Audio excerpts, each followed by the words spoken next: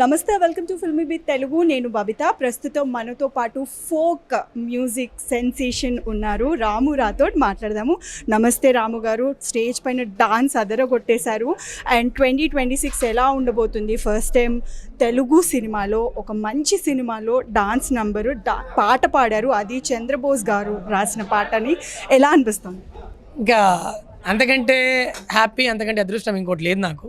Because నాకు రాను బొంబాయి తర్వాత నేను అంటే నాకు అది 500 మిలియన్ వ్యూస్ వచ్చినప్పుడు నేను ఎంత హ్యాపీగా ఫీల్ అయ్యానో అంతకంటే ఎక్కువ హ్యాపీగా నేను, ఎందుకంటే ఇప్పుడు ఎండ్ ఆఫ్ ది డే ఒక నది వెళ్ళి సముద్రంలో కలవాలి. సో నేను ఇప్పుడు సముద్రంలో అడుగు పెట్టా. సో నా లైఫ్ ఇప్పుడు స్టార్ట్ అయింది జస్ట్. సో అది కూడా చంద్రబోస్ గారు రాసిన సాంగ్ నేను పాడడం, అండ్ విజయ్ బోల్గన్ సార్ నన్ను చూస్ చేసుకోవడము, అండ్ కోనా సార్ నిజంగా చాలా సపోర్ట్ చేశారు. కోనా సార్ అయితే నిజంగా నేను అనుకోలేదు నాకు ఇంత సపోర్ట్ దొరుకుతుందని కోనా సార్ దగ్గర నుంచి. So thank you so much Kona sir ఈ సందర్భంగా. సో తిప్పుకుంటున్నాం అనే సాంగ్ చాలా బాగా వచ్చింది. దాని తర్వాత శేఖర్ మాస్టర్, తర్వాత వెంకట్ మాస్టర్ వాళ్ళు కొరియోగ్రఫీ వాళ్ళు చేశారు. అండ్ నన్ను చూసి నన్నైతే అందులో గెస్ట్ అపీరియన్స్గా రాము రాథోడ్ ఉంటే బాగుంటుంది అని చెప్పేసి వీళ్ళు డిస్కస్ చేసుకొని నన్ను అందులో గెస్ట్ అపీరియన్స్గా తీసుకున్నారు. అండ్ నాకైతే లిటరలీ నాది ఒక డ్రీమ్ లెక్క ఉంది. బికాజ్ నా ఫస్ట్ ఎంట్రీ నేను థియేటర్లో కనిపించబోతున్నా. సో నేను కూడా, అండ్ నా వాయిస్ వినిపించబోతుంది. సో ఆ సాంగ్ కూడా చాలా క్యాచీగా, ఆ మూవీకి ఆ బ్యాండ్ మేళన్కి తగ్గట్టుగా చాలా క్యాచీగా చాలా బాగుంది సాంగ్. అండ్ సార్ లిరిక్స్ ఎలా ఉంటాయి?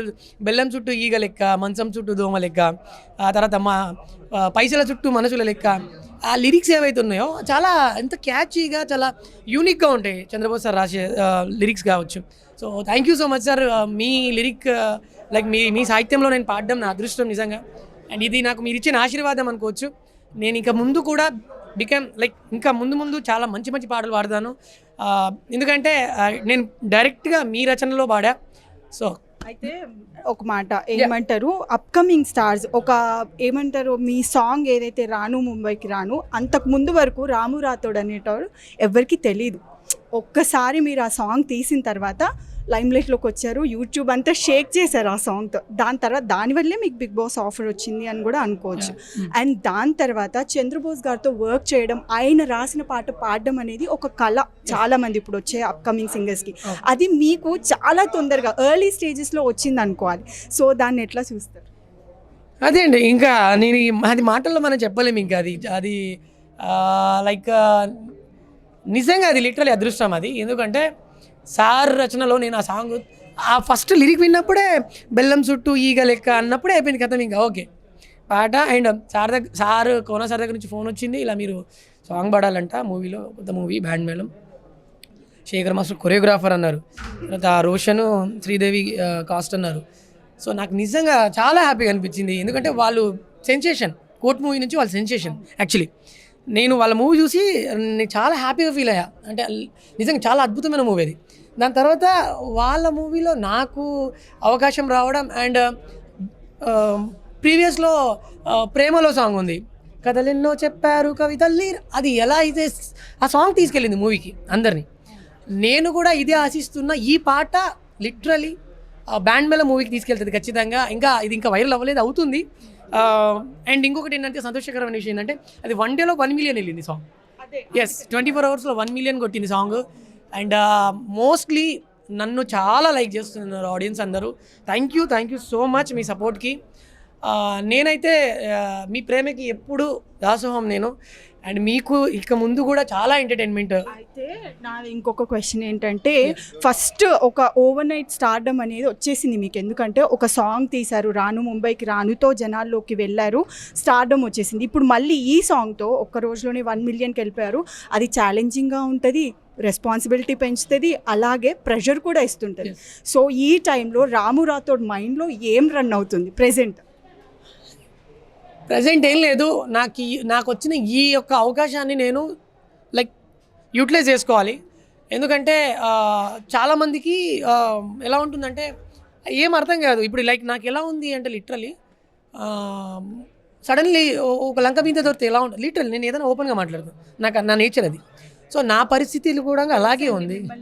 బాస్ నుంచి చూస్తూ వస్తున్నాము, మీరు ఎలా ఉన్నారు ఎలా ఉంటారు అనేది అర్థమైంది కాబట్టి అడుగుతున్నాము, చెప్పండి. ఎస్, సో అది మ్యాటర్. సో నాకైతే ప్రజెంట్ అలాగే ఉంది. అండ్ ఇంకేం లేదు, ఇంకా నాకు ఇంతకు మించిన హ్యాపీనెస్ ఇంకేం లేదు. ఇది నా స్టార్టింగే, ఇంకా నా కెరీర్ బిగిన్ అయింది. ఛాలెంజ్గా ఉంది. సో ఎలా నెక్స్ట్ ప్రాజెక్ట్స్ ఎలా తీసుకోబోతున్నారు, ఎంత ఛాలెంజింగ్గా అనిపిస్తుంది మీకు? అండ్ ఈ వర్క్ని బిగ్ బాస్ తర్వాత, బిగ్ బాస్కి ముందు మీరు ఎలాగో రాను ముంబైతో ఫేమస్ అయిపోయారు, కానీ బిగ్ బాస్ మీకు ఎంతవరకు హెల్ప్ అయింది? అండ్ బిగ్ బాస్ కంటెస్టెంట్స్తో ఇప్పటి వరకు ఎవరితో టచ్లో ఉన్నారు, ఈ విషయం మీకు క్లోజ్గా ఉన్న వాళ్ళతో ఎవరితో షేర్ చేసుకున్నారు? అండ్ నాగార్జున గారు ప్రతి ఒక్కరిని సపోర్ట్ చేస్తారు, అప్కమింగ్ స్టార్స్ ప్రతి ఒక్కరిని సపోర్ట్ చేస్తారు. సో నాగార్జున గారి దగ్గర దాకా ఈ విషయం వెళ్ళిందా? వెళ్తే తను ఏమన్నారు? మీరేమైనా చెప్పాలనుకుంటున్నారా?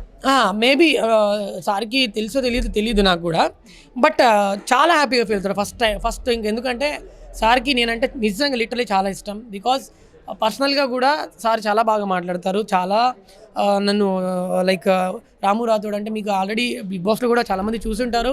నన్ను స్పెషల్గా మెన్షన్ చేసి రాము రాథోడ్ సాంగ్ అలా ఉంది, అలా వైరల్ అవుతుందని చెప్పి చాలామందికి లైక్ గెస్ట్ వస్తే వాళ్ళని ఇంట్రొడ్యూస్ చేసేది నన్ను స్పెషల్గా. సో దానికి నేను చాలా హ్యాపీగా ఫీల్ అయ్యేది.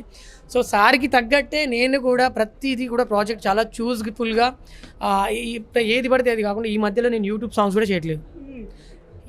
ఇప్పుడు నేను నా ఓన్ ఛానల్లో చేశాను. ఇంకా అప్కమింగ్ సాంగ్ సితమ్మే బావా అని ఒక మంచి మెలోడీ సాంగ్. సో అది రాబోతుంది. సో అదే లైక్ దాని పనిలోనే ఉన్నాను కాబట్టి లేట్ అయిపోయింది.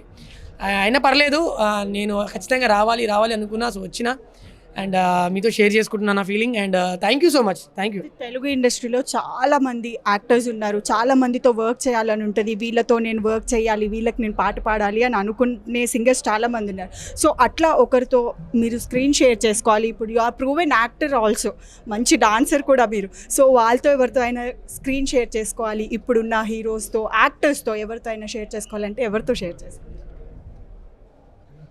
లైఫ్ని ఎప్పుడు కూడా ప్లాన్ చేసుకోవద్దు యాక్చువల్లీ, నిజంగా ఆ మాట అయితే. ఎందుకంటే నాకు ఏది వచ్చినా ఫ్లోలో వచ్చింది, అది ఎలా వస్తుంది ఎలా పోతుందని నాకు తెలియదు. బట్ ఫ్యూచర్లో నాకు దేవుడు ఎలా వరం ఇస్తే నేను అలా వెళ్తా. ఎస్, ఆల్ ది బెస్ట్ రాము గారు. Thank you so much. Thank you.